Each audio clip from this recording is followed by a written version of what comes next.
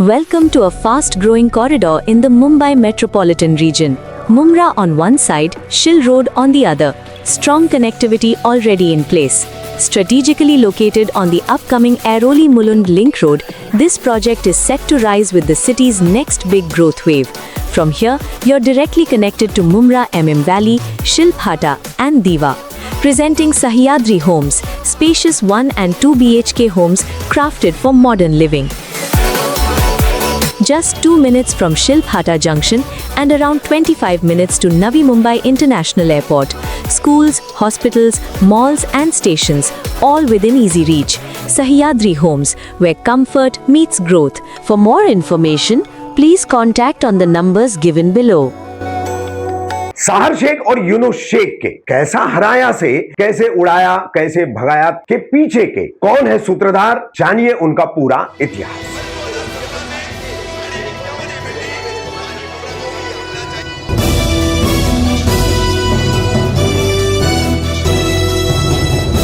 मैं रफीक कामदार हिंदुस्तानी रिपोर्टर में आपका स्वागत है। मीम की नवनिर्वाचित नगर सेविका जनवरी 2026 में हुए चुनावों के बाद अपनी पार्टी से टिकट न मिलने से एमआईएम का टिकट लेकर चुनाव लड़ने वाली साहर शेख अपने 2 वक्तव्यों के कारण नेशनल फेम बन गई, विवादों में भी घिरी और फिर सोशल मीडिया पर तूफानी तरीके से उनके फॉलोअर्स बढ़े और शायद यही कामयाबी जो है, जो अच्छों को जो है संभाले नहीं जाती, वही शायद मामला यहां पर होता दिखाई दे रहा है, ऐसा कई सारे लोगों का मानना है। तो बहरहाल उनके पिता यूनुस शेख का जो ओबीसी कास्ट सर्टिफिकेट है उस पर आपत्ति जताते हुए साहर शेख के सामने जो चुनाव हारी है एनसीपी अजीत गुट घड़ी चुनाव चिन्ह वाली महिला उम्मीदवार फराह शाह सिद्दीकी शबाब अहमद, ये कौन है और इन्होंने शिकायत की, उनकी शिकायत पर जांच हुई और यूनुस शेख का ये पूरा सर्टिफिकेट जो है वो फर्जी है, फर्जी तरीके से बनाया गया है, ये जो रिपोर्ट सामने आई है। अब उसके आगे की कार्रवाई जो प्रस्तावित की गई है, सिफारिश की गई है, वो होना आगे तय है।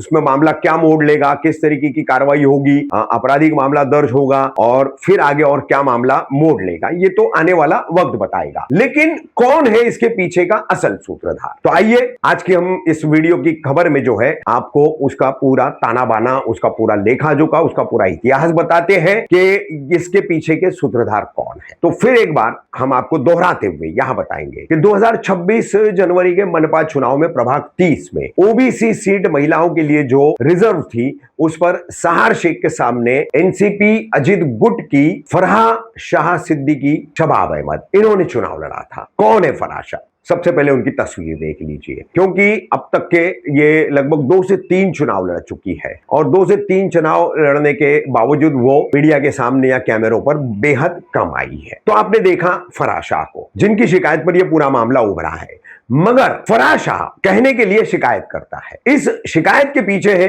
उनके पिता, उनके वालिद, उनके फादर जावेद अहमद सिद्दीकी। तो ये है जावेद अहमद सिद्दीकी। जावेद अहमद सिद्दीकी का अपना एक राजनीतिक इतिहास है। सबसे पहले मैं आपको बता दूं कि वो 1992-93 के दौर से मुमरा कौसा में जनता दल से जुड़े थे। सैयद अली अशरफ उर्फ भाई साहब, अशरफ मुल्लानी, मौजूदा जो नगर सेवक रह चुके सिराज डोंगरे आदि, इन सब की एक बड़ी टीम ने जब मुमरा कौसा में विपक्ष खड़ा किया था उस वक्त जो है ये जावेद अहमद सिद्दीकी जनता दल से जुड़े थे। अब जनता दल से जुड़ने के बाद इनका राजनीतिक और सामाजिक सफर शुरू हुआ और ये सफर आगे बढ़ते बढ़ते 2002 में मुमरा कौसा और ठाणे मनपा में 3 सदस्यों के पैनल का चुनाव हुआ था। उसके बाद फिर 2007 में सिंगल वार्ड के चुनाव हुए। तो 2007 में जावेद अहमद सिद्दीकी ने किस्मत कॉलोनी, तनवर नगर, ये परिसर का जो उस वक्त का सिंगल वार्ड था, वहां से मुमताज कुरैशी को इस ओबीसी रिजर्व सीट पर, उस वक्त भी ये सीट ओबीसी रिजर्व थी, इस पर मुमताज कुरैशी को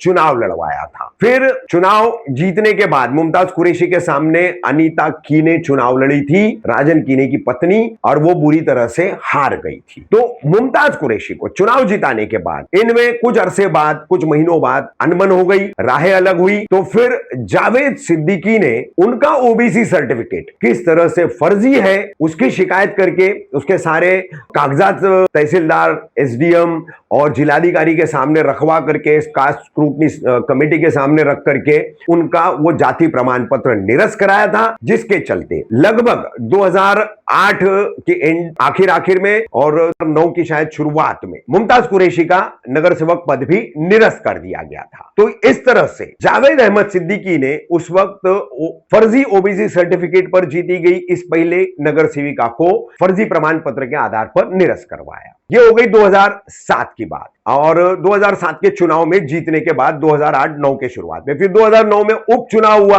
अब आइए उसकी कहानी आपको बताते हैं। उपचुनाव में यहां से जीती रजिया इकबाल अहमद शेख, जो 2012 में दोबारा एनसीपी की तरफ से चुनाव लड़ी। पहला चुनाव उन्होंने निर्दलीय लड़ा था उपचुनाव, और उसके बाद 2012 में वो एनसीपी में प्रवेश कर सिराज डोंगरे के साथ चुनाव लड़ी। फिर 2012 में उनके सामने उस वक्त सिराज डोंगरे और रजिया इकबाल का एनसीपी का पैनल था। एनसीपी एक थी, उनके सामने कांग्रेस से या किसी अन्य पार्टी से लड़े थे मरहूम यासीन सुरमे, और उनके पैनल में थी जावेद अहमद सिद्दीकी की यही बेटी फराह शाह सिद्दीकी। तो उस वक्त भी जावेद शेख ने रजिया इकबाल शेख का ओबीसी सर्टिफिकेट फर्जी है, जाली है, इसकी शिकायत कर फिर उसके तमाम कागजात आरटीआई के जरिए निकलवा कर उसका पूरा फॉलोअप कर रजिया इकबाल शेख का भी ओबीसी कास्ट सर्टिफिकेट 2014 के आसपास जो है उसको निरस्त कराया था, और उनका नगर सेवक पद भी निरस्त कराया था। फिर उपचुनाव हुआ। फिर उपचुनाव में फिर से उस उपचुनाव में लड़े हैं फराह शाह को खड़ा करके जावेद अहमद सिद्दीकी समाजवादी पार्टी से, और उपचुनाव में एनसीपी सत्ताधारी पार्टी ने टिकट दिया था हसीना अब्दुल अजीज शेख यानी अजीज बाटा की पत्नी को। अब वो चुनाव जीतने के बाद फिर दोबारा चुनाव हुए 2017 में, तो उस वक्त फिर से अजीज बाटा लड़े, और लड़ने के बाद उनके भी ओबीसी सर्टिफिकेट को जावेद अहमद सिद्दीकी ने फर्जी साबित करवाया, शिकायत की, उसके सबूत दिए, आरटीआई से सारे कागजात निकाले, मालेगांव तक के उसके तार जुड़े हुए थे, वो सब निकाल करके उन्होंने अपने तरीके से वो फॉलो किया, और हसीना अब्दुल अजीज शेख का भी ओबीसी सर्टिफिकेट फेक है, जाली है, ये साबित करके उनका भी नगर सेवक पद निरस्त करा दिया। तो एक तरह से ये जावेद अहमद सिद्दीकी जो बीच में एमआईएम में भी थे, फिर एनसीपी शरद पवार गुट में गए, और अभी ये चुनाव के दौरान वो एनसीपी अजीत पवार गुट में गए। जनता दल, समाजवादी पार्टी, फिर एनसीपी, एमआईएम, एनसीपी अजीत गुट, ऐसा अलग अलग पार्टियों में उनका सफर रहा है जावेद अहमद सिद्दीकी का, और उन्हें ओबीसी मास्टर के तौर पर ही अब लोग जानते हैं। मुमरा कौसा में राजनीतिक और सामाजिक तौर पर सक्रिय रहने वाले, उसमें बिल्कुल दिलचस्पी रखने वाले जितने भी लोग हैं वो जावेद अहमद सिद्दीकी को बेहतर तरीके से जानते हैं, अच्छे से जानते हैं। लेकिन आम व्यूअर्स नहीं जानते कि सहर शेख और उनके पिता यूनुस शेख, इनके ओबीसी प्रमाण पत्रों को ये फर्जी वाड़े तक का लाने वाला मामला जो है वो किसने किया, तो वो जावेद अहमद सिद्दीकी ने किया है, क्योंकि चुनाव उनकी बेटी फराह शाह हारी थी, और उसके बाद उन्होंने फरवरी से ही वो शिकायतें फराह शाह के नाम से दर्ज करवा करके उसका पूरा फॉलोअप करवा करके आज यहां तक ये मामला लाया है। अब आगे जो भी जिलाधिकारी से और सब डिविजनल मजिस्ट्रेट से फैसले होंगे वो सामने आएंगे, उसके बाद जो है क्या होगा, सहर शेख के नगर सेवक पद का, क्या यूनुस शेख पर आपराधिक मामला दर्ज होगा, ये सारी स्थिति साफ हो जाएगी, पिक्चर क्लियर होगी।